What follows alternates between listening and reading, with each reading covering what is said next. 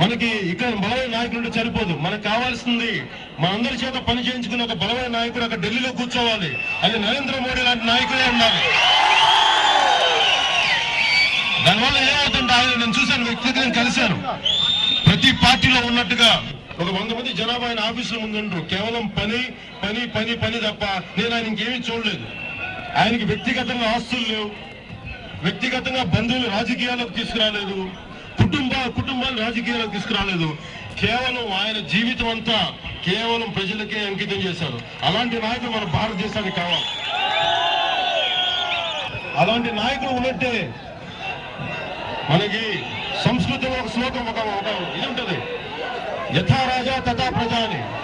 రాజు ఎలా ఉంటారో ప్రజలు ఎలా ఉంటారని. అక్కడ మోడీ గారు ఎలా ఉంటారో ఇక్కడ ప్రతి నాయకులు అంతే బలంగా అంతే కమిట్మెంట్ తో పనిచేస్తారు. ఎందుకంటే ఎందుకు పని చేయలేదు అని ఖచ్చితంగా నిలదీసే వ్యక్తి. అందువల్ల ఈ దేశం సుభిక్షంగా ఉంటుంది, అందువల్ల ఈ దేశం ముందుకెళ్తుంది. మనస్ఫూర్తిగా మోడీ గారి నాయకత్వాన్ని నేను సమర్థిస్తున్నానని నమ్ముతున్నాను.